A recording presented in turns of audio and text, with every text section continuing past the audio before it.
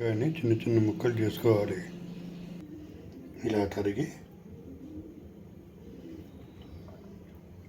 నానబెట్టి నీళ్లు తీసిన పెసరపప్పులో కలపాలి. ఇంట్లో ఉప్పు వేసి చక్కగా కలపాలి. దీన్ని కుక్కర్లో పెట్టి ఒక 6 విజిల్స్ వచ్చేంత వరకు ఉడికించుకోవాలి. పప్పు ఇలా ఉడికింది. పప్పులోకి నెయ్యి వేడి చేద్దాం. ముందు వేయించాలి, చక్కగా వేయించాలి.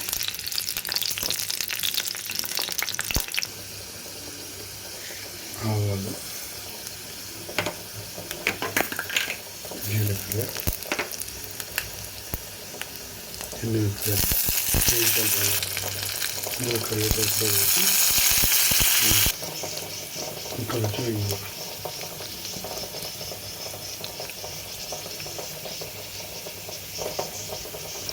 కలిపి పప్పులో వేయాలి.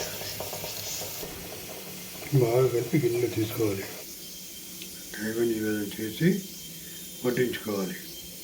Thank you for watching.